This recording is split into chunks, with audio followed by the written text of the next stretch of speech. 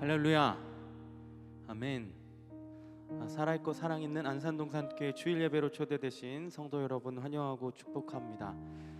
특별히 온라인에서 화면을 통해 연결되신 각자의 가정 가운데, 자리 가운데 계신 성도님들의 그 거리마다, 자리마다 하나님의 동일한 은혜가 부어지시길 소망합니다. 벌써 2022년에 또 두 번째 주를 맞이했는데요. 오늘 좀 이렇게 인사하고 시작했으면 좋겠습니다. 하나님이 일하십니다. 이렇게 인사해 볼까요? 하나님이 일하실 것입니다. 좀 오랜 시간 동안 우리의 능력으로, 우리의 힘으로 어찌할 수 없는 시기를 맞고 있는데요. 그때 하나님께서 일하실 것을 기대하는 마음으로, 또 오늘도 이 예배를 통해서, 말씀 통해서 말씀하시는 것을 배우고 경험하면서 그것들을 이겨나갈 수 있는 귀한 시간들 되시길 소망합니다. 그런 마음 담아서 찬양함으로 오늘 예배의 문을 열도록 하겠습니다.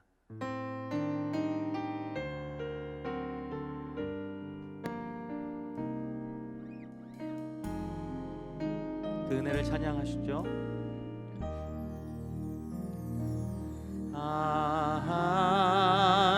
하나님의 은혜로 있을 데 없는 자 왜 구속하여 주는지 난 알 수 없도다. 내가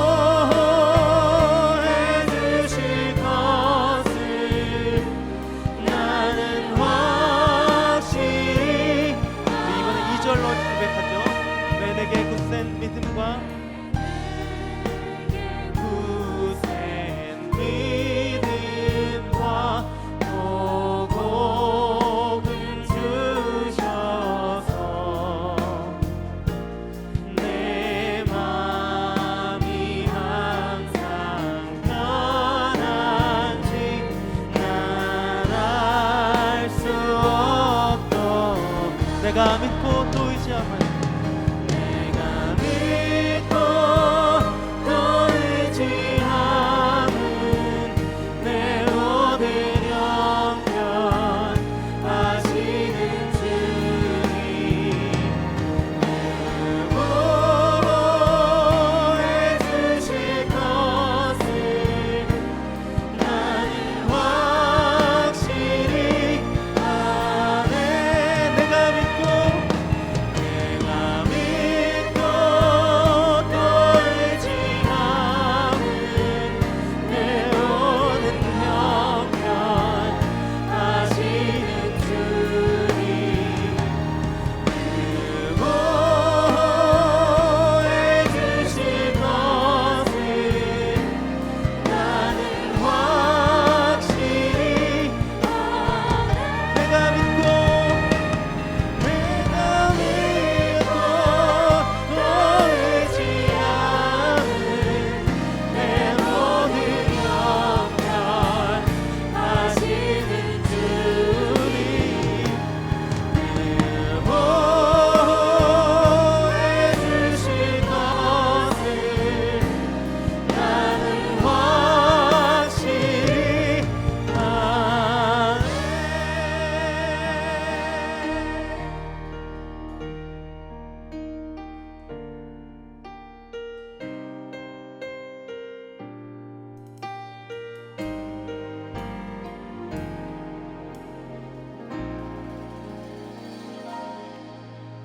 나의 피난처 예수 의지해요. 나의 피난처 예수 의지해요. 나의 가는 길에 거센 바람 몰아쳐와도 나의 피난처 예수 의지해요. 한 번 더 나의 피난처 예수 나의 피난처 예수 의지해요. 나의 피난처 예수 의지해요. 나의 가는 길에 거센 바람 몰아쳐와도 나의 피난처 예수 의지해요. 아버지 아버지 나를 사랑하시니 나의 모든 것 주께 드려요. 아버지 내가 여기 있으니 주님 영광 위하여 서주세요. 나는 영원히 주님 나는 영원히 주님 사랑해요. 나는 영원히 주님 사랑해요. 세상 어떤 것도 나의 사랑 끊을 수 없네. 나는 영원히 주님 사랑해요. 한 번 더 나는 영원히 주님 사랑해요. 나는 영원히 주님 사랑해요. 나는 영원히 주님 사랑해요. 세상 어떤 것도 나의 사랑 끊을 수 없네. 나는 영원히 주님 사랑해요. 아버지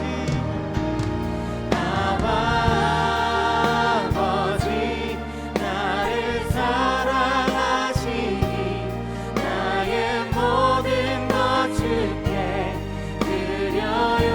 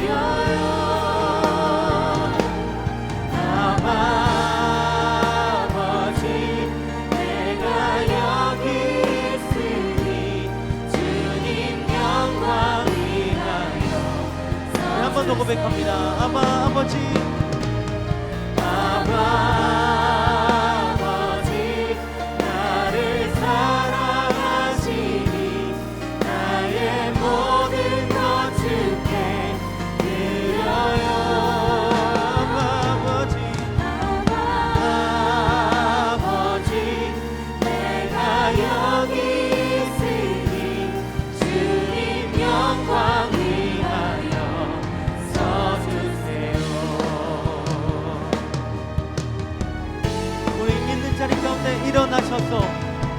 두 손을 높이 드시고 오늘도 역사하시는 하나님을 찬양합니다. 찬양하라 내 영혼아. 찬양하라 내 영혼아. 찬양하라 내 영혼아. 내 속에 있는 것들아 다 찬양하라.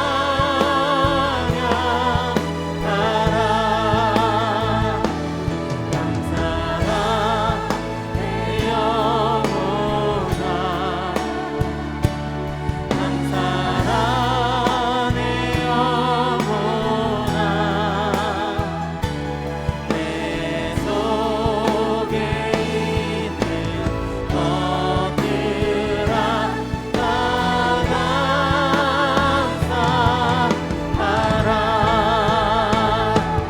경배하라 내 영혼아. 경배하라 내 영혼아. 내 속에 있는 것들아 다 경배하라. 하나님은 영이시니 예배하는 자가 영과 진리로 예배할지니라. 아멘. 다 함께 사도신경으로 우리의 신앙을 고백하겠습니다. 전능하사 천지를 만드신 하나님 아버지를 내가 믿사오며 그 외아들 우리 주 예수 그리스도를 믿사오니 이는 성령으로 잉태하사 동정녀 마리아에게 나시고 본디오 빌라도에게 고난을 받으사 십자가에 못 박혀 죽으시고 장사한 지 사흘 만에 죽은 자 가운데서 다시 살아나시며 하늘에 오르사 전능하신 하나님 우편에 앉아 계시다가 저리로서 산자와 죽은 자를 심판하러 오시리라. 성령을 믿사오며 거룩한 공회와 성도가 서로 교통하는 것과 죄를 사하여 주시는 것과 몸이 다시 사는 것과 영원히 사는 것을 믿사옵나이다. 아멘. 다 함께 자리에 앉으셔서 찬양하겠습니다.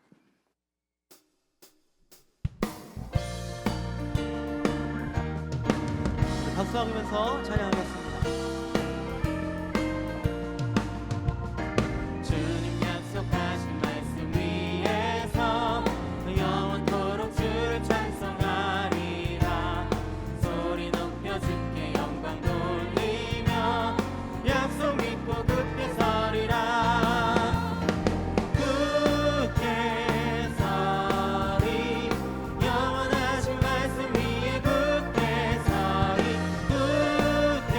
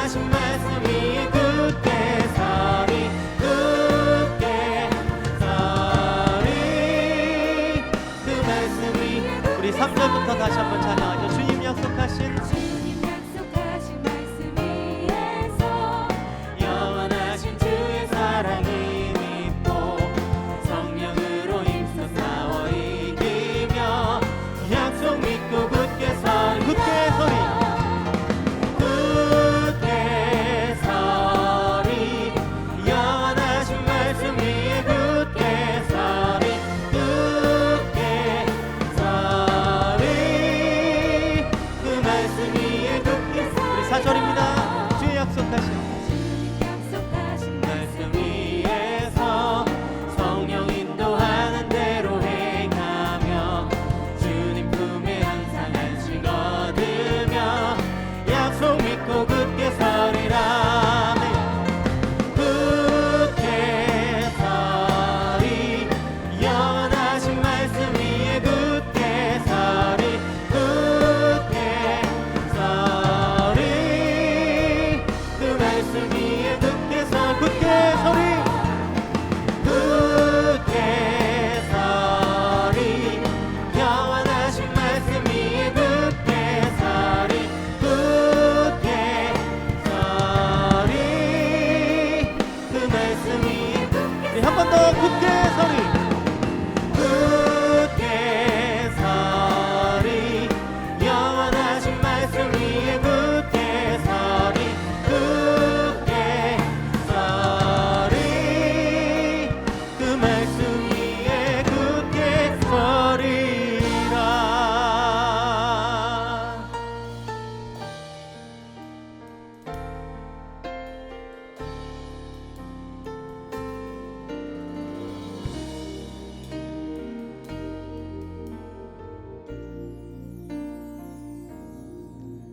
날이 저물어 갈 때 힘들에서 걸을 때 그때가 하나님의 때 내 힘으로 안 될 때 빈손으로 걸을 때 내가 고백해 여호와 이래 한 번 더 날이 저물어 갈 때 날이 저물어 갈 때 힘들에서 걸을 때 그때가 하나님의 때 내 힘으로 안 될 때 빈손으로 걸을 때 내가 고백해 여호와 이래 주가 일하시네 주가 일하시네 주가 일하시네 주께 아끼지 않는 자에게 주가 일하시네 주가 일하시네 신뢰하며 걷는 자에게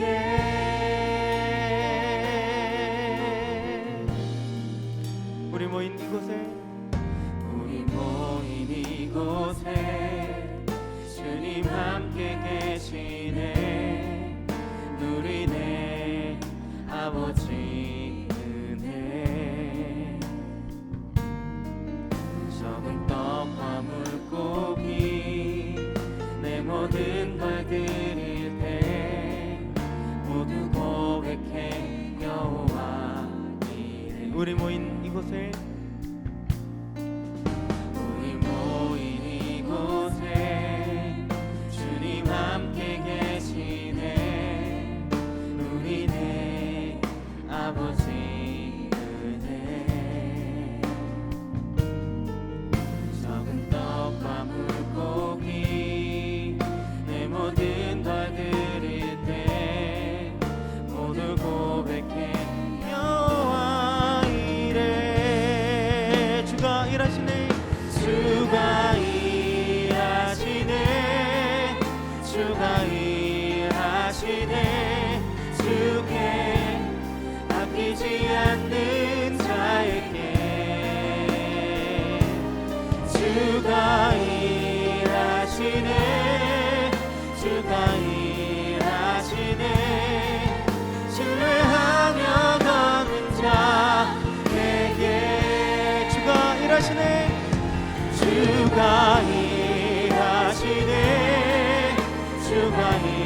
일하시네 주께 아끼지 않는 자에게 주가 일하시네 주가 일하시네 신뢰하며 걷는 자에게 우리 목소리로 고백해볼까요? 주가 일하시네.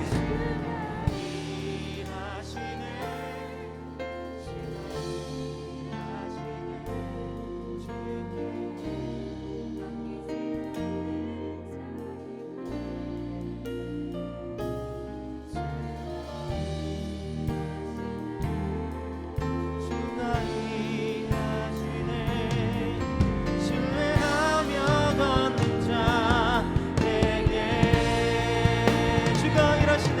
주가 일하시네 주가 일하시네 주께 아끼지 않는 자에게 주가 일하시네 주가 일하시네 신뢰하며 걷는 자에게 신뢰하며 걷는 자에게 신뢰하며 걷는 자에게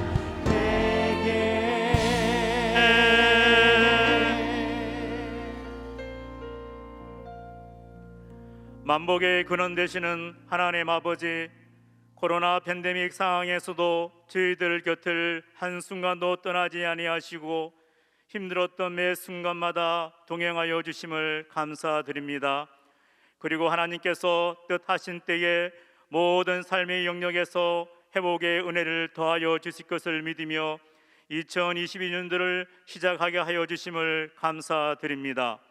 오늘 거룩한 주일을 맞아 주님 전에서 혹은 각 가정과 삶의 현장에서 온라인으로 예배를 드리는 하나님의 백성들이 마음을 모아 신령과 진정으로 예배를 드리게 하여 주시고 오직 주님만을 찬양하며 경배하며 영광 올려드리게 하시옵소서.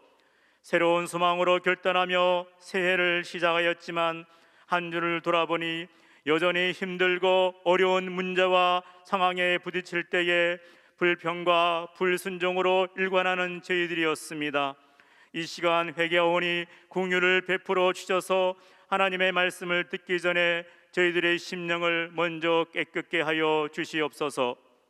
나라의 흥망성쇠를 주관하시는 하나님 아버지, 이 민족을 사랑하여 때를 따라 긍휼을 베푸시고 수많은 환난과 위기 속에서도 눈동자처럼 살피시고 인도해 주셔서 감사합니다. 2년 전부터 온 세상에 발현한 코로나 팬데믹이 여전히 계속되고 있어 경제적인 어려움과 정신적으로 육체적으로 지쳐가고 있사오니 하나님의 강한 손으로 붙드시고 힘을 얻게 하여 주시고 편팔로 위로받게 하여 주시옵소서. 또 나라의 지도자를 뽑는 대선을 앞두고 진영 간의 치열한 공방과 다툼이 있습니다. 하나님을 경외하며 백성을 두려워하는 자가 나라의 지도자로 세움받게 하여 주시고 분열과 다툼에서 하나 되며 치유와 회복이 일어나서 하나님의 통치가 임하는 나라가 되게 하여 주시옵소서.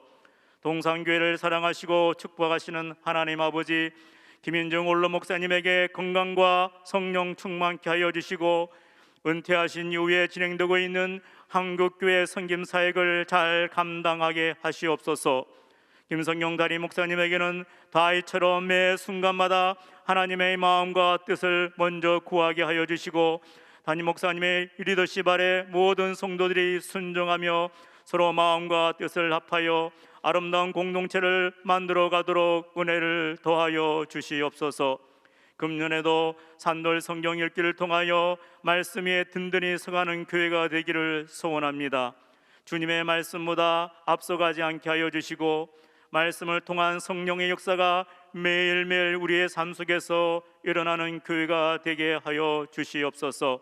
셀 공동체가 살아남을 통하여 개인과 가정이 살아나고 교회 공동체가 살아나서 예수님의 마음으로 이웃을 섬기며 하나님의 사랑을 이어갈 수 있게 하여 주시옵소서. 그리하여 동산교회가 말씀 선포와 구제와 선교에 앞장서는 공동체로 또 다음 세대를 위하여 맡겨진 사명을 성실하게 감당하는 하나님의 교회가 되게 하여 주시옵소서.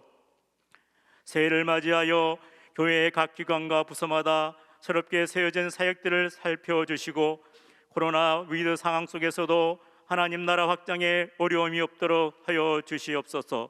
특별히 주님의 몸된 교회를 위해 섬김이 자리에 세움받는 직분자들과 리더들을 기억하여 주시고 오늘부터 시작되는 셀 리더십 워크숍을 통하여 맡겨진 사역들을 잘 감사함으로 받게 하여 주시며 아멘으로 충성을 다할 수 있게 하여 주시옵소서. 주님의 복된 말씀을 가지고 단위에 세우신 김성영 단위 목사님을 능력의 오르른 손으로 붙드시고 선포되는 그 말씀에 힘을 얻어 한 주간도 세상에서 든든히 살아내고 살아가게 하여 주시옵소서. 이 예배를 위하여 아름다운 찬양을 주님께 올려드리는 DSC 프레이즈와 여러 곳곳에서 수고하는 손길들을 기억하여 주시고 성령님의 위로가 넘치게 하여 주시옵소서. 예배의 시정을 주님께 의탁드리며 주님만이 홀로 영광 받으실 것을 믿사옵고 예수 그리스도의 이름으로 기도드립니다. 아멘.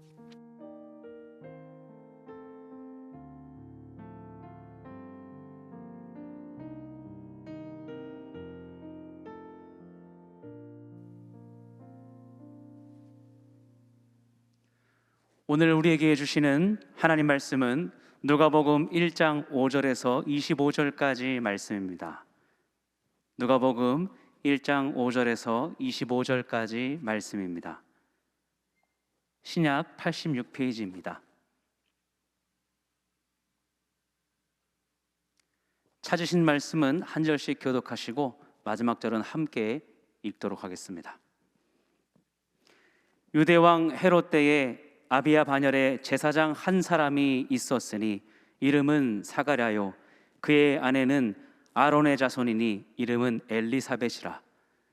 이 두 사람이 하나님 앞에 의인이니 주의 모든 계명과 규례대로 흠이 없이 행하더라. 엘리사벳이 잉태를 못함으로 그들에게 자식이 없고 두 사람의 나이가 많더라. 마침 사가랴가 그 반열의 차례대로 하나님 앞에서 제사장의 직무를 행할세 제사장의 전례를 따라 제비를 뽑아 주의 성전에 들어가 분향하고 모든 백성은 그 분향하는 시간에 밖에서 기도하더니 주의 사자가 그에게 나타나 향단 우편에 선지라. 사가랴가 보고 놀라며 무서워하니 천사가 그에게 이르되 사가랴여 무서워하지 말라. 너의 간구함이 들린지라. 내 아내 엘리사벳이 내게 아들을 낳아주리니 그 이름을 요한이라 하라. 너도 기뻐하고 즐거워할 것이요 많은 사람도 그의 태어남을 기뻐하리니 이는 그가 주 앞에 큰 자가 되며 포도주나 독한 술을 마시지 아니하며 모태로부터 성령의 충만함을 받아 이스라엘 자손을 주 곧 그들의 하나님께로 많이 돌아오게 하겠음이라. 그가 또 엘리야의 심령과 능력으로 주 앞에 먼저 와서 아버지의 마음을 자식에게 거스른 자를 의인의 슬기에 돌아오게 하고 주를 위하여 세운 백성을 준비하리라. 사가랴가 천사에게 이르되 내가 이것을 어떻게 알리요? 내가 늙고 아내도 나이가 많으니이다.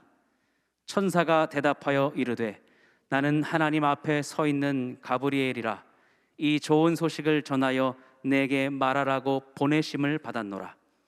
보라, 이 일이 되는 날까지 내가 말 못하는 자가 되어 능히 말을 못하리니 이는 내가 내 말을 믿지 아니함이거니와 때가 이르면 내 말이 이루어지리라 하더라. 백성들이 사가랴를 기다리며 그가 성전 안에서 지체함을 이상히 여기더라. 그가 나와서 그들에게 말을 못하니 백성들이 그가 성전 안에서 환상을 본 줄 알았더라.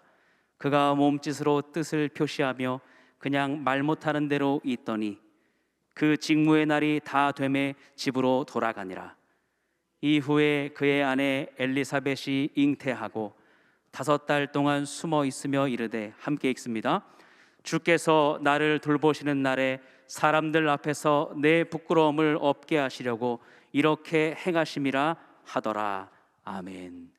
이제 김성겸 담임 목사님께서 때가 이르면 내 말이 이루어지리라 라는 말씀으로 말씀 전해주시겠습니다.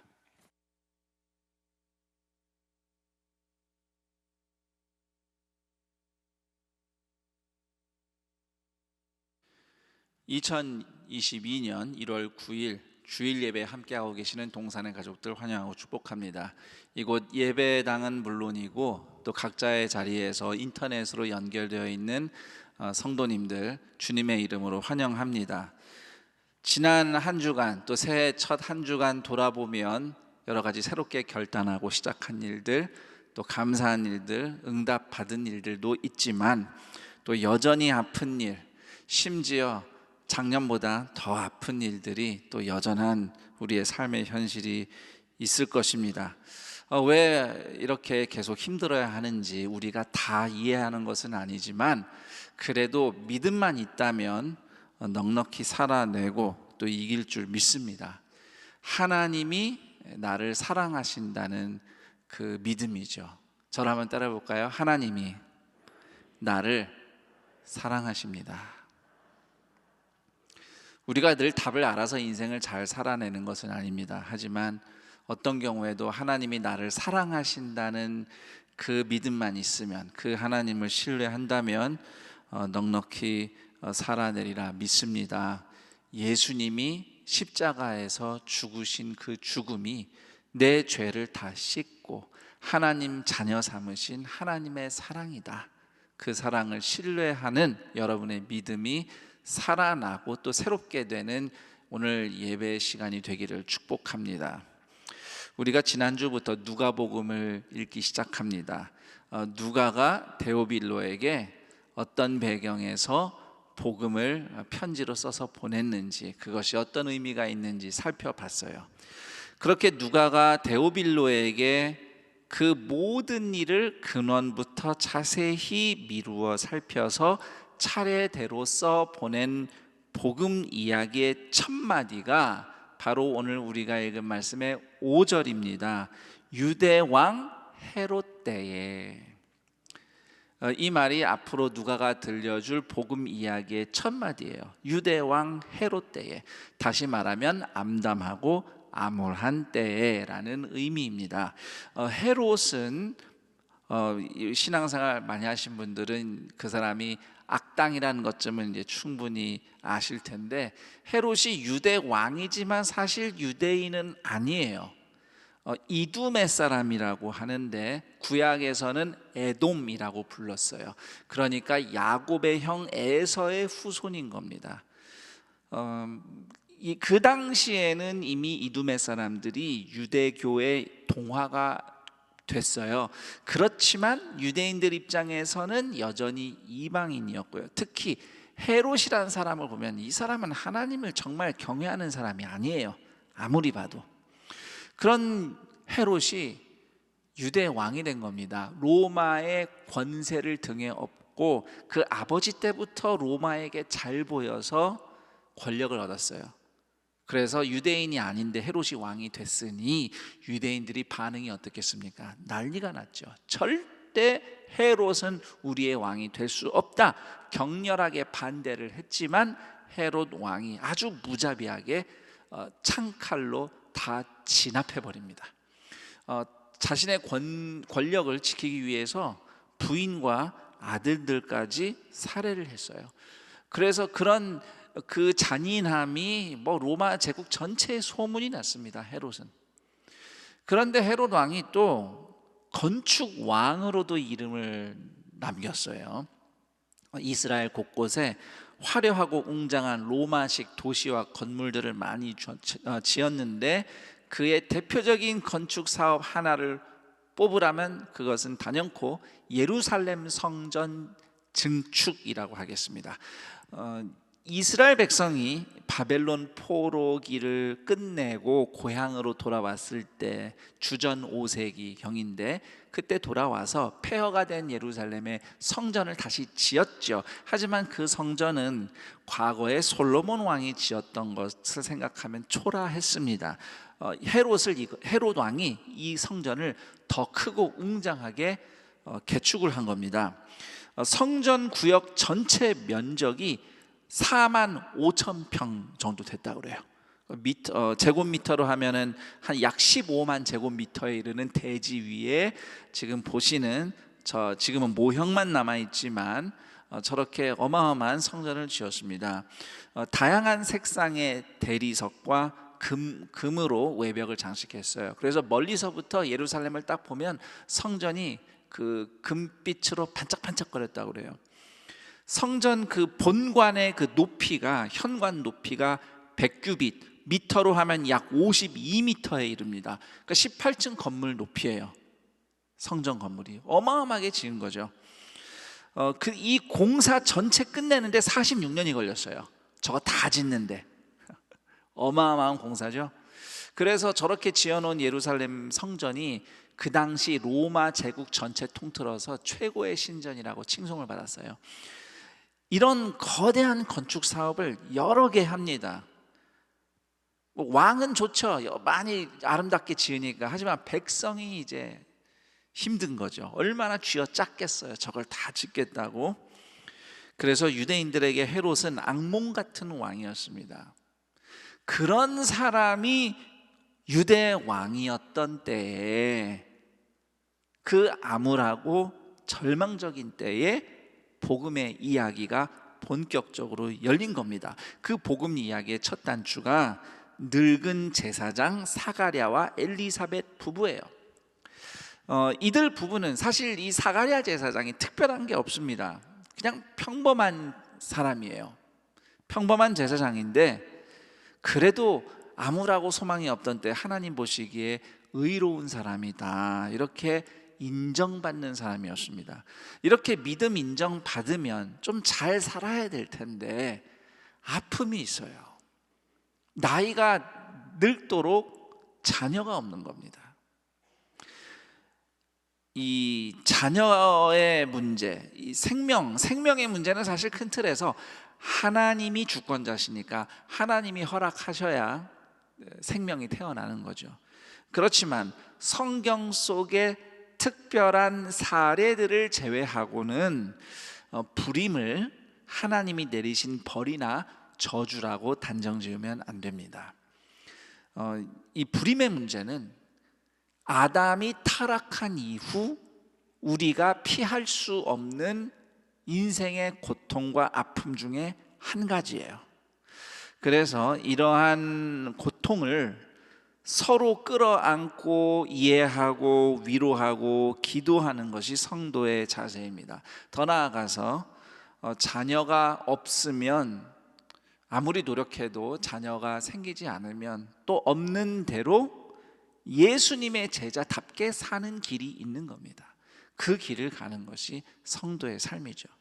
그렇지만 고대인들, 옛날 사람들은 이렇게 자녀가 없다 그러면 무조건 하나님의 저주로 여겼어요. 특히 여자 탓을 그렇게 했죠. 여자가 문제다 해서 자녀가 안 나는 걸로 그렇게 탓을 했습니다.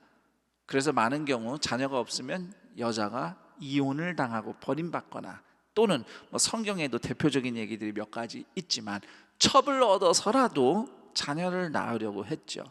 그런 당대의 관습을 생각해 볼 때에 자녀가 없지만 늙을 때까지 같이 부부로 신실하게 잘 살아온 사가랴 엘리사벳 부부는 참으로 훌륭한 부부다. 어떤 환경에서든 하나님이 짝져 주신 자에게 신의를 다하는 부부였다는 것을 우리는 알 수 있습니다. 자, 그럼에도 사람들이 분명히 수군거렸을 거예요. 아니, 어떻게 제사장 가정에 자녀가 없을 수 있지? 그런 걸 다 당하면서 살았던 거죠, 사가랴 부부가. 이처럼 하나님 보시기에 믿음 좋은 사람이지만 고통을 안고 살던 불임의 아픔이 있었던 무명의 제사장 부부를 통해서 하나님께서 복음의 역사를 본격적으로 펼쳐가기 시작합니다. 자, 어느 날 사가랴 제사장이 순서가 돼서 성전 봉사하는 날이 되었어요. 제사장이라고 해서 매주 성전에 가는 게 아니에요. 성전은 그 제사장들이 모두 24개의 조를 짰어요. 24개의 조가 1년 52주 동안 한 주씩 돌아가면서 봉사를 했습니다. 그러면 제사장이라면 많으면 1년에 2번 또는 최소한 한 번은 가서 섬길 수가 있었죠. 자, 그런데 제사장이 성전에 가서 섬길 때 최고의 봉사가 뭐냐? 성전 안에 들어가서 분향 제사를 드리는 거예요. 성전 앞에 번제단 뜰에서 번제를 드리는 것도 중요하지만 그 성전 건물 안에 성소에 들어가서 향을 피워서 예배드리는 게 제사장에겐 최고의 영광입니다. 성전은 지성소와 성소 두 방이 있어요. 지성소가 제일 거룩한 곳이죠. 거기에 언약궤 하나님의 보좌가 있어요. 거기는 아무나 못 들어가죠. 대제사장만 1년에 한 번 들어갈 수 있죠. 대속죄일에. 그 외에 사가랴 같은 이런 평범한 제사장은 성소가 제사장이 들어갈 수 있는 제일 거룩한 곳이에요. 거기서 분향 제사 드리는 게 엄청난 일인데 이것도 그냥 돌아가면서 하는 게 아니에요. 제비 뽑아서 뽑히면 그거 섬기는 거예요. 그래서 평생 한 번 뽑힐까 말까 한다고 그래요. 그걸 사가랴가 당첨이 된 겁니다. 그 주에 성전에 갔더니 제비를 딱 뽑았는데 사가랴가 분향제사 드리는 거래요. 그래서 그 당시 규율대로 보조 제사장 2명이 먼저 들어가서 준비를 다 해놓습니다. 그리고 나서 두 사람 나오면 그 다음 사가랴 제사장 혼자서 성소에 들어가서 분향 제단에 이렇게 숯불 위에 향을 이렇게 떨구어서 향을 피우면서 하나님께 예배를 드립니다. 성전에서 이 분향 제사를 드리는 시간이 기도 시간이에요.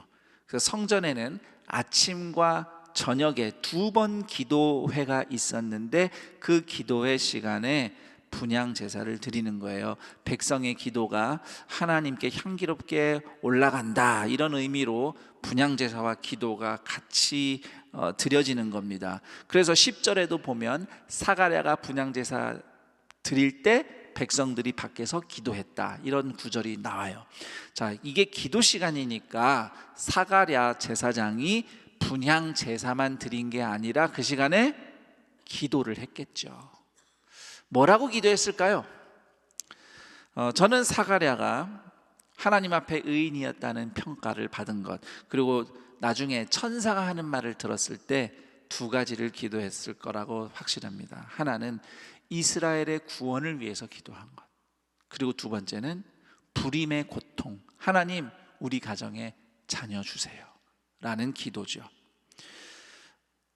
그 성경 속에 보면 불임의 고통을 아는 그 의인들이 있어요. 아브라함도 그렇고 뭐 삼손의 부모 또는 사무엘의 어머니 한나, 또 이삭도 한동안 자녀를 낳지 못했죠.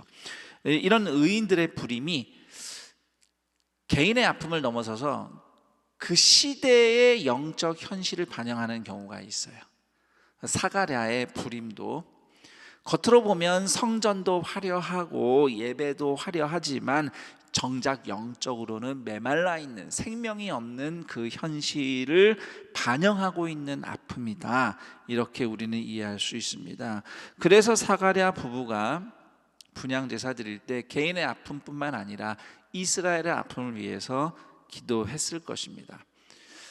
이 불임에 대해서 사가랴가 기도한 것을 여러분 이렇게 이해하면 좋겠어요. 사실 인간적으로는 이게 기도할 문제가 아니에요. 지금은 이미 나이가 많이 들어서 노인이 됐는데 왜 그때까지 기도하는가 이런 생각이 들겠지만 사실 살면서 어떤 문제는요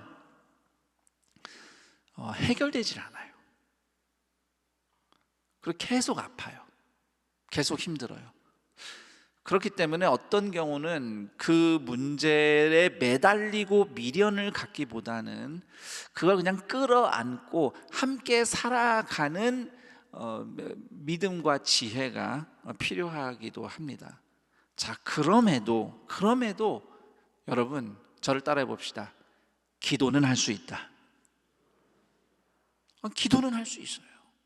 그건 미련이 있어서 기도하는 게 아니고 받아들일 현실은 받아들여요. 하지만 하나님 앞에 설 때마다 아프고 힘든 것을 고백하면서 하나님의 은혜를 구하는 기도를 할 수 있는 겁니다. 사가랴가 그런 마음으로 하나님 앞에 기도한 것이죠. 그렇게 사가랴가 분향제사 드리며 기도할 때 천사가 갑자기 탁 나타난 거예요. 이게 참 기가 막힌 일입니다. 성경에 성전에서 하나님의 영광이 나타나거나 천사가 나타난 이야기가 곳곳에 있습니다만 이 누가복음 1장에 성전에 천사가 등장한 것은 진짜로 놀라운 일이에요. 왜냐하면 제가 앞서 설명드렸듯이 하나님을 눈꼽만큼도 경외하지 않는 이방인 헤롯 왕이 자기 영광을 위해서 지은 성전이에요. 하나님의 임재와 아무 상관이 없는 성전이에요. 당시 경건한 유대인들 중에는 그래서 예루살렘 성전 인정하지 않는 유대인들도 있었어요. 그런데 그 성전에 천사가 나타난 거예요. 하나님의 영광이 나타난 거죠. 한 번 평생 제비 뽑혀서 성소에 분향 제사를 드리던 사가랴가 이 놀라운 천사의 임재를 만났으니 12절에 보니 보고 놀라며 무서워하니 벌벌 떨며 무서워했죠. 당연한 겁니다. 참 이게 모순인데 성전에 하나님의 영광을 전혀 기대할 수 없는 상황에서 천사를 만나서 무서워 벌벌 떨었다. 죄인이 혹시라도 하나님 영광을 만나면 죽을지도 모르니까 천사가 나타났다는 것은 하나님이 영광 보여주신 것이니까 무서워한 게 당연해요. 자, 그때 천사가 이렇게 말을 합니다. 13절 사가랴여 무서워하지 말라 너의 간구함이 들린지라. 자, 여기 간구함이 들렸다. 천사가 증명해 주죠. 사가랴가 기도했다는 거예요. 아픔의 문제를 가지고 기도한 겁니다. 자, 13절 계속 봅니다. 내 아내 엘리사벳이 내게 아들을 낳아주리니 그 이름을 요한이라 하라. 이 요한이 나중에 이제 세례 요한이 돼요. 자, 요한이라는 이름의 뜻은 하나님은 은혜로우시다라는 뜻입니다. 자, 14, 15절 너도 기뻐하고 즐거워할 것이요 많은 사람도 그의 태어남을 기뻐하리니 이는 그가 주 앞에서 큰 자가 되며.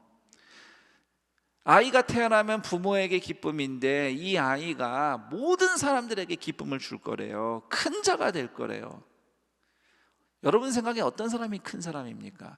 그 당시 사가랴 제사장 시절 큰 자는 헤로당 같은 사람이에요. 힘 있고 돈 있고 권력 있는 사람, 자기 마음대로 막 사람들을 좌지우지할 수 있는 사람. 그래서 세상 사람들은 헤롯을 큰 자라고 보고 두려워했죠. 하지만 하나님 보시기에는 헤롯이 큰 사람이 아니에요. 무명의 제사장이 낳은 요한이라는 사람이 하나님 앞에서 큰 사람이 될 겁니다. 왜냐하면 요한은 16, 17절 이스라엘 자손을 주 곧 그들의 하나님께로 많이 돌아오게 하겠습니다. 주 앞에 먼저 와서 주를 위하여 세운 백성을 준비하리라. 구원자이신 예수님이 오실 길을 준비하며 예수님을 섬기는 요한이야말로 하나님 앞에서 큰 사람인 겁니다. 세상에서는 이런 거 저런 거 뭐 돈이 많고 지위가 높고 하는 일이 뭐 많고 크고 그러면은 그런 큰 사업하는 사람들 보고 뭐 큰 사람이다 이렇게 얘기하잖아요. 하나님 앞에서 큰 사람은 저를 따라해 봅니다. 예수님을 따르며 예수님을 섬기는 사람.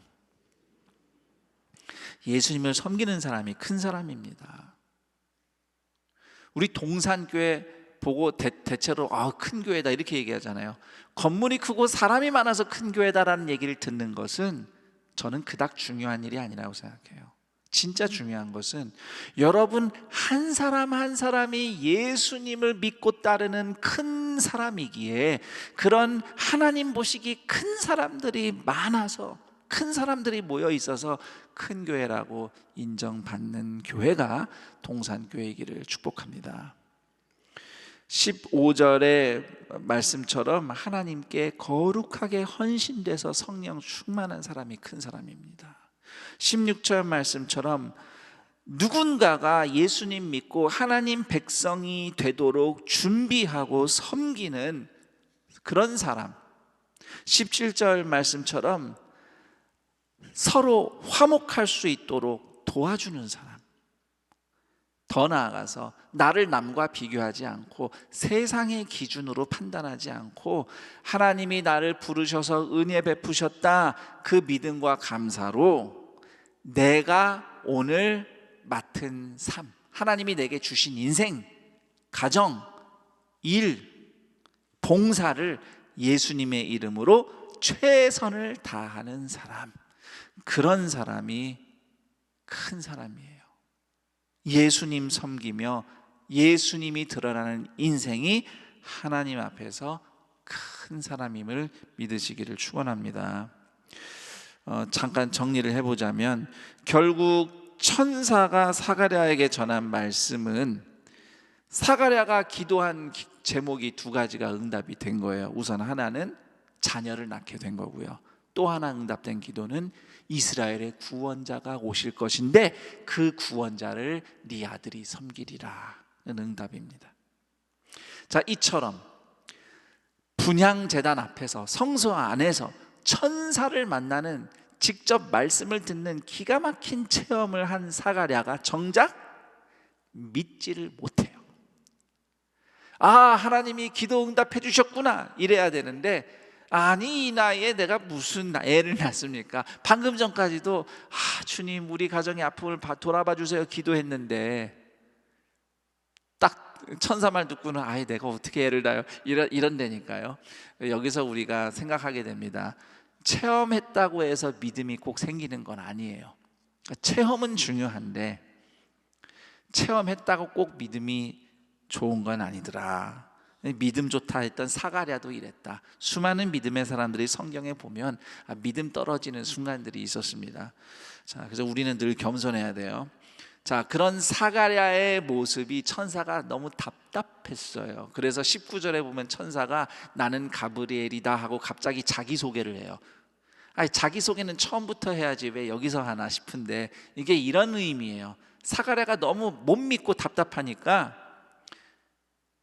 나 가브리엘이야. 나 하나님 앞에 있는 천사야. 내가 만들어낸 말을 너한테 전하는 게 아니야. 하나님이 이 말을 너한테 전하라고 하나님이 나를 보내셨어. 나 그런 천사야. 그런데 네가 내 말을 못 믿으면 어떡하냐. 이런 의미로 이제 가브리엘이 19절에서 얘기하는 거예요. 그러더니 벌을 내립니다. 무슨 벌일까요? 20절. 보라, 이 일이 되는 날까지 네가 말 못하는 자가 되어 능히 말을 못하리니 이는 네가 내 말을 믿지 아니함이거니와 때가 이르면 내 말이 이루어지리라. 믿음 없는 말 할 바에는 입 다물고 기다려. 이것이 이제 천사가 사가랴에게 준 징계예요. 자, 그래서 사가랴는 그 순간부터 말을 못해요. 말을 하고 싶어도 말이 안 나옵니다. 그 상태로 이제 남은 기간 성전 봉사 마치고 집에 돌아갔어요. 그랬더니 사가랴가 말을 안 하고 지냈더니 정말로 24절 이후에 그의 아내 엘리사벳이 잉태하고 5달 동안 숨어 있으며 드디어 하나님 말씀대로 사가랴의 부인 엘리사벳이 임신을 하게 됩니다. 자, 그런데 왜 5달 동안 집에서 숨어 지냈을까요? 이 나이에 내가 임신한 게 부끄러워서 그래서 집에서 숨어 지낸 걸까요? 그렇지 않습니다. 엘리사벳은 지금 부끄러울 게 없어요. 25절 보세요. 주께서 나를 돌보시는 날에 사람들 앞에서 내 부끄러움을 없게 하시려고 이렇게 행하심이라. 오히려 그동안 자녀 없다고 사람들이 수군거리는 거 들리지는 않지만 마음으로 들리는 그 수모를 다 겪으며 살았는데 이제 하나님이 나의 부끄러움을 거두어 주셨다. 엘리사벳이 지금 너무 기쁩니다.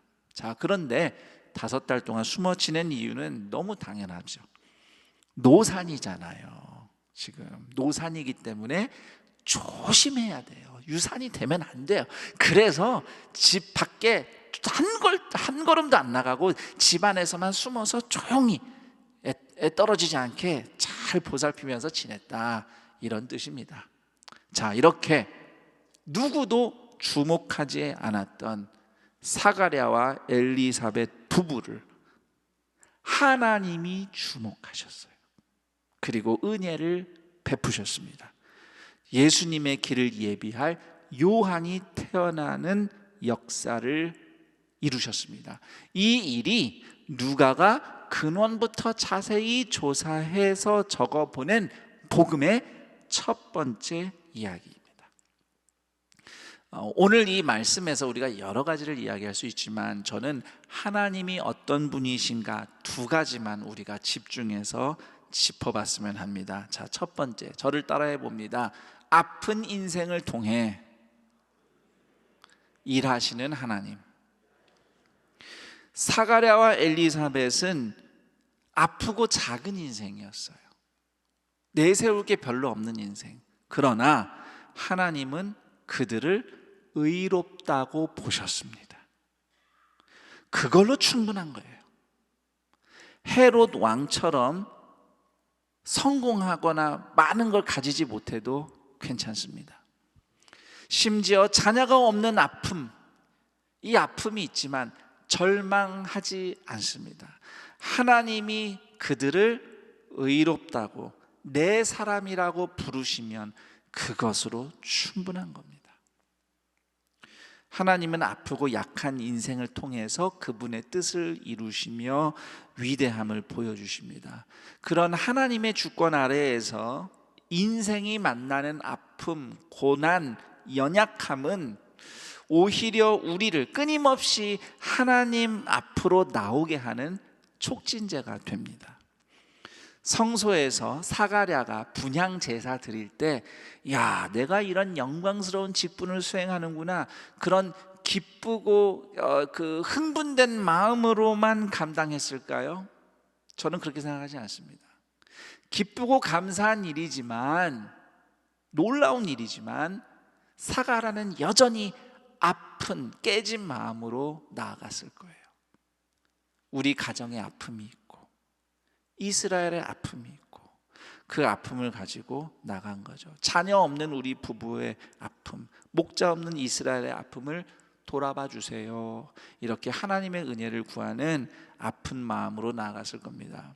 오늘 동산의 가족들 많은 분들이 이 예배에 기쁨과 기대와 감사로 좋은 마음으로 예배에 참여하신 줄로 압니다. 그렇지만 우리 가운데 적지 않은 분들이 여전히 아픈 인생, 깨진 심령을 가지고 이 자리에 나왔다는 것도 또한 우리가 기억합니다. 인간적으로는 예배를 드릴 형편이 못 되는데 하나님의 은혜가 필요해서 아무리 마음이 힘들고 어려워도 은혜를 구하고자 이 자리에 온 우리 동산의 가족들이 있습니다. 사실 아픔과 고난이라는 것 그 자체가 성경적으로 봤을 때 결코 선하지 않아요. 왜냐하면 우리가 고난이 유익이 있다고는 하지만 고난이 선해서 유익한 게 아니에요. 정확하게 성경적으로 고난과 아픔은 인간의 타락이 불러온 결과예요. 아담이 죄짓고 타락해서 우리가 아프고 고난을 받는 거지 그 자체가 좋은 건 아닌 거예요. 그러나 하나님의 주권 아래에서 아픔은 우리를 하나님 앞으로 인도하는 불빛이 되고 또 더불어서 사람과 사람이 마음으로 만나는 마당이 되는 겁니다. 유대 왕 헤롯의 때에 아픈 인생을 통해 일하신 하나님이 오늘도 아플수록 더욱 하나님을 의지하며 서로 위로하고 사랑하고 기도하고 함께하는 여러분의 인생을 통해서 일하시는 줄 믿으시길 축원합니다. 그 다음 오늘 누가복음에서 만나는 하나님은 어떤 하나님인가? 두 번째, 저를 따라합니다. 침묵 가운데 말씀대로 이루시는 하나님. 구약 성경의 맨 마지막 책이 어떤 책이죠? 말라기입니다. 예수님 오시기 한 400년 전에 주어진 계시예요. 그런데 그 말라기 때부터 예수님 오실 때까지 400년을 하나님의 계시가 멈춘 침묵의 기간이라고 신학자들은 얘기합니다. 물론 그 시기에 여러 가르침들과 전통은 있었어요. 그렇지만 정작 하나님의 계시와 말씀이 없었어요. 성전은 크고 화려했지만 하나님의 영광과 임재와 아무 상관없는 천사의 영광조차도 생소한 시대였습니다.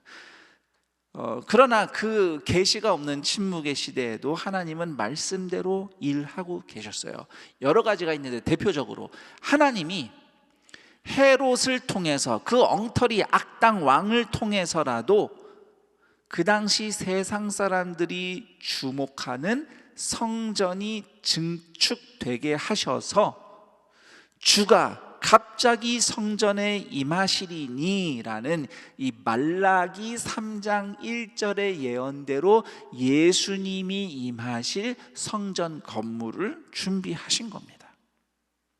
그리고 더 나아가서 사가랴 개인에게 있어서는 불신앙 때문에 침묵하고 지나야 했던 시간이 있었죠.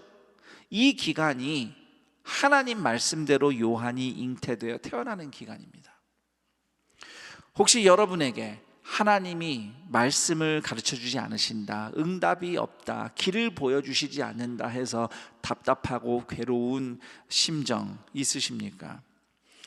그래도 하나님은 이 답답하고 괴로운 때에도 하나님의 뜻대로 말씀대로 이루어 가고 계십니다. 단지 우리가 아직 이해를 못할 뿐이에요. 그래서 하나님이 그렇게 일하신다고 신뢰한다면 오늘 나는 오히려 입을 다물고 침묵할 수 있는 겁니다. 내가 뭐라도 말을 해야만 일이 될 것 같다? 내가 이거 말 안 하면 큰일 나겠다? 이런 조바심 때문에 말 실수하는 분들 많습니다. 교회에서도 그렇고 가정에서도 그렇고 그런 게 있어요. 이 말이 또 돌아요. 절대 내가 여기서 한 말이 거기에만 있지 않습니다.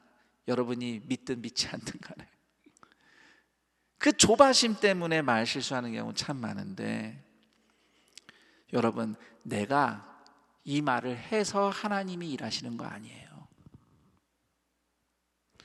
하나님이 일하시는 걸 믿는다면 오히려 우리는 이걸 알아야 됩니다. 내가 불필요한 말, 믿음 없는 말, 원망하는 말, 쓸데없는 말, 조금 아는데 다 아는 줄 착각하고 하는 말, 사랑 없는 무례한 말을 멈추고 침묵할 때,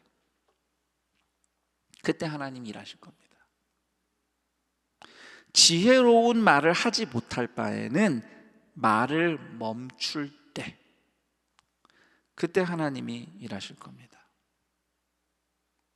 여러분, TMI라는 말 아세요? TMI? Too much information. 말이 너무 많다고요. 안 해도 되는 말을까지 막 한다고요. 제가 대표적인 사람이에요. 그런 말을 하는 중에 TMI. 안 해도 되는 말까지 너무 많이 한다. 그 말만 줄여도 우리는 하나님의 일하심을 믿음으로 기다리고 경험할 수 있을 겁니다. 심지어 나의 믿음 없음과 말실수가 이미 엎질러진 물이에요. 지난 한 주간 또 무슨 말을 그렇게 내가 쏟아냈던가 후회되지 않으십니까?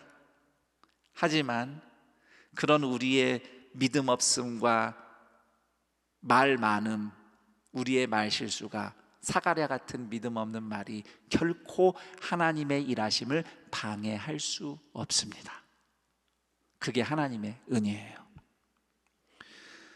수많은 소음이 난무하는 시대에 당장 하나님의 응답이 없는 듯한 침묵 같은 현실 가운데서도 말씀대로 이루시는 하나님을 신뢰함으로 내 말을 막고 하나님의 말씀, 성경 말씀에 먼저 귀를 기울여 순종함으로써 하나님이 일하심을 마침내 경험하는 동산의 가족들, 아픔 있는 인생을 통해서도 일하시는 하나님의 은혜를 경험하는 동산의 가족들이 되기를 우리 주 예수 그리스도의 이름으로 축원합니다.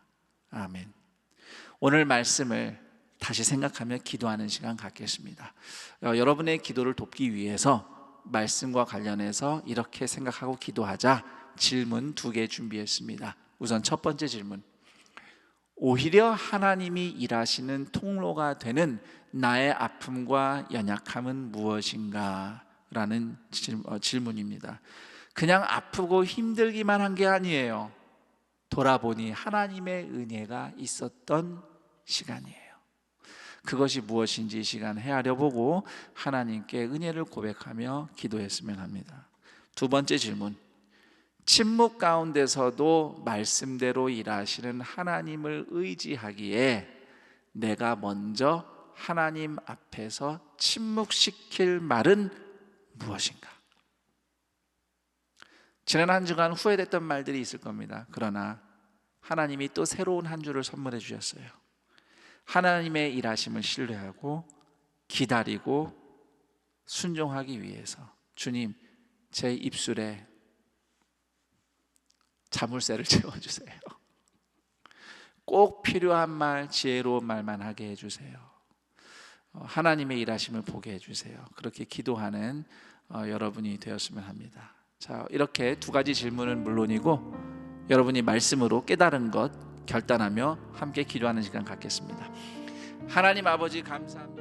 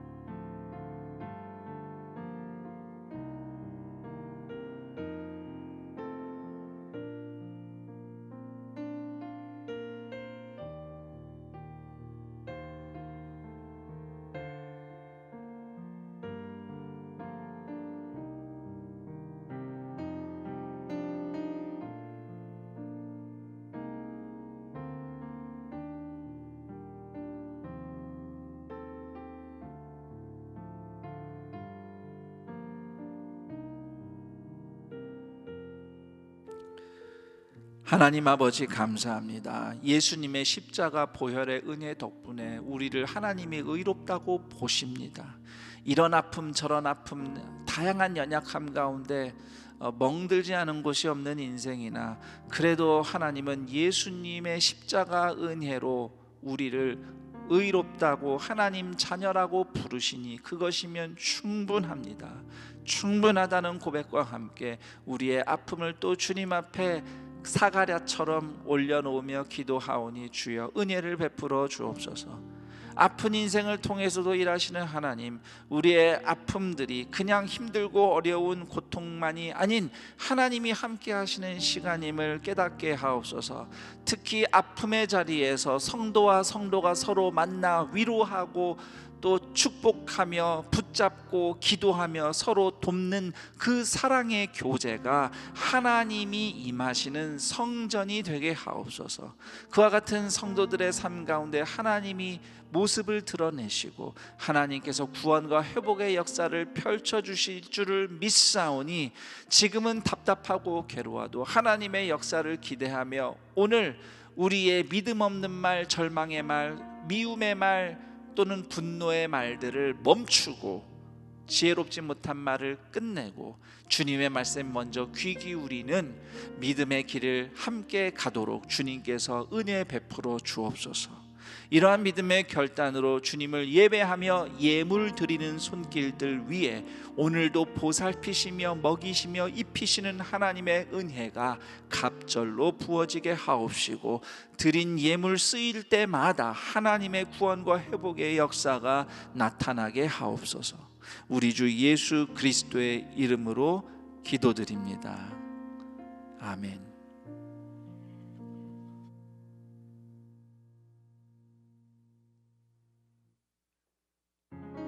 주의 시간에 이루소서. 한 번도 걸어보지 못한 내일이 두렵지만 하나님의 시간 안에 내 걸음을 둡니다. 주님의 때에 이루소서.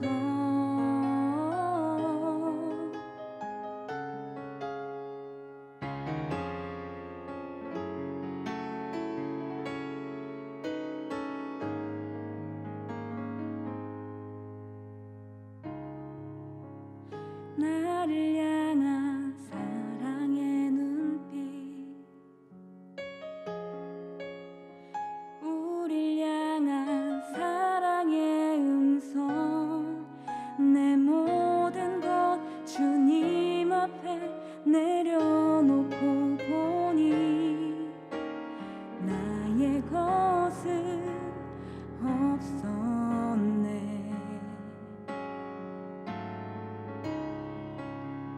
너를 향한 선하신 계획, 우릴 향한 끝없는 기도, 내 모든 것 주님 앞에 내려놓고 보니 주가 이미 인도하셨네. 주의 시간에 이루소서. 한 번도 걸어보지 못한 내일이 두렵지만 하나님의 시간 안에 내 걸음을 둡니다. 주님의 때에 이루소서. 내 안에 내가 거저만 가고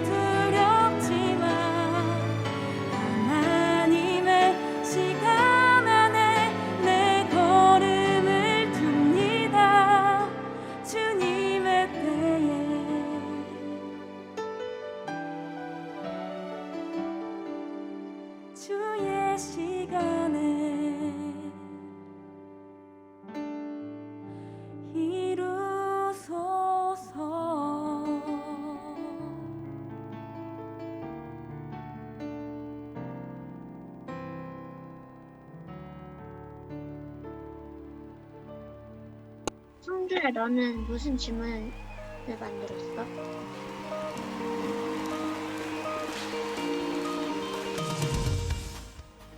할렐루야. 동빈 아카데미라는 말은 동산 비전 인문학 아카데미의 약자입니다. 3살 버릇이 8까지 간다고 어려서부터 젊어서부터 인문학 책을 읽으면 위인들의 성인들의 선배들의 책을 읽으면 지혜가 생깁니다. 지식이 깊어집니다. 생각이 깊어지고 넓어집니다. 내가 누구인가? 내가 인생을 어떻게 살아야 될 것인가? 어떻게 죽을 것인가를 깨닫고 사는 사람이 될 때 창의력이 생기고 용기가 생기고 다른 사람을 돕고 섬기는 멋진 복의 통로가 될 수가 있습니다. 5년 동안 고등학교 1학년부터 시작해서 이제는 중학교, 초등학교 4학년서부터 이 아이들이 과연 될까? 학교 다니면서 책을 읽을 수 있을까? 5년 동안 됐습니다. 꿈을 가진 아이들, 생각이 깊은 아이들이 생겨나고 이제 여기에 졸업생이 선생으로 오는 기적 같은 일이 일어났습니다. 이들이 위대한 창의력 있는 통일 한국, 미래 한국 세계를 이끌어가는 위대한 창조력 있는 사람, 생각이 깊은 사람, 책임지는 남을 돕고 섬기는 위대한 인재들이 책을 통해서 사람답게 사는 사람으로 길러지게 될 것입니다. 이게 한번 책 한번 들어볼까요? 자, 한번 들어보세요. 거기 보시면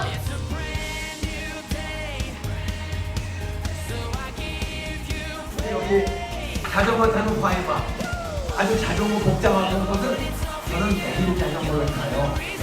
이게 세계가 문제가 있죠. 주로 왜 제재한테 운명을 썼을까? 나의 오랜 지나 주인공을 인정시킵니다.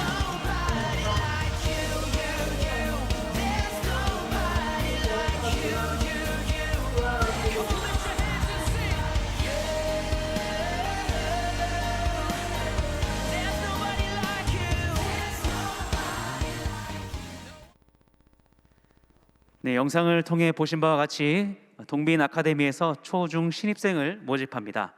신청서는 동산교회 홈페이지에서 다운로드하실 수가 있습니다. 자세한 사항은 홈페이지를 참고해 주시기를 바랍니다. 오늘 안산 동산교회 현장 예배와 또한 온라인 예배로 함께 하시는 모든 분들을 주님의 이름으로 환영하고 축복합니다. 온라인 예배로 또한 함께 하시면서 등록하기를 원하시는 분들께서는 아래 안내되는 교회 번호로 전화 주시면 등록을 도와드리도록 하겠습니다. 교회 소식을 알려드립니다. 주보와 교회 홈페이지를 참고해 주시기 바랍니다. 주보 교회 소식 1면입니다. 2022년 셀리더 워크숍을 진행합니다. 대상은 각 교구 지역장 및 셀리더이며 교구별 온라인으로 진행됩니다. 자세한 사항은 각 교구 교육자에게 문의해 주시기 바랍니다. 헌금 안내입니다. 온라인 헌금 시 교적 번호를 꼭 입력해 주시기 바랍니다. 또한 모든 헌금 봉투에 바코드를 부착하시고 헌금액을 정확히 기록해 주시기 바랍니다. 교회 내 바코드 발급기를 통해 본인 헌금 내역을 확인하실 수 있습니다. 기부금 영수증 발급을 원하시는 성도님들께서는 또한 교회 홈페이지 기부금 증명에서 바코드 번호와 주민번호를 입력 후 인쇄하여 제출하시면 되겠습니다. 재정회계교육이 1월 16일 다음 주일 오후 1시에 네오비전센터 4층 요셉홀에서 있습니다. 동산타임즈 1호로가 발행되었습니다.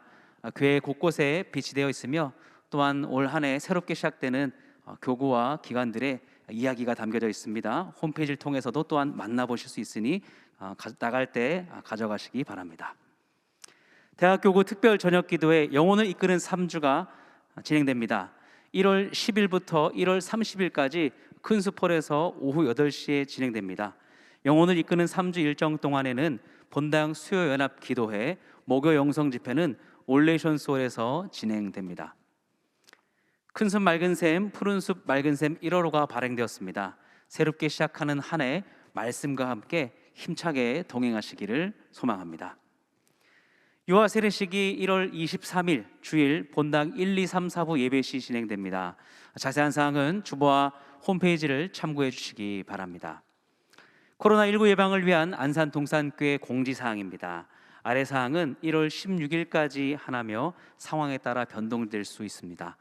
주일 예배는 본당과 학교 예배당에서 현장 예배 299명으로 제한하여 드리며 인터넷 생중계 동시에 진행됩니다. 주일 예배와 수요 연합 기도회는 인원 제한으로 홈페이지에서 신청하신 분에 한하여 현장 예배에 참석 가능합니다. 현장 예배 온라인 신청은 매주 화요일 오후 2시부터 선착순으로 신청받습니다. 추후 변동된 사항은 교회 홈페이지와 주보를 참고해 주시기 바랍니다. 또한 기도처는 1월 10일부터 29일까지 본당 1층 사랑 2실에서 운영됩니다. 다른 예배 관련 및 기타 사항은 공지사항을 참고해 주시기 바랍니다. 이번 주 세 가정의 결혼 예식이 있습니다. 2교구 최영숙 집사님 가정, 21교구 황정호 안수 집사님, 추인숙 권사님 가정, 24교구 전민규 성도님, 이정숙 집사님 가정의 결혼 예식이 1월 15일 토요일에 있습니다. 자세한 사항은 주보를 참고해 주시고 성도님들의 많은 축하 부탁드립니다. 그 외 임명, 알림, 모집 등은 주보를 참고해 주시기 바랍니다. 모두 자리에 일어나셔서 다 함께 여기에 모인 우리를 찬양하신 후 김성겸 담임 목사님께서 축도해 주시겠습니다.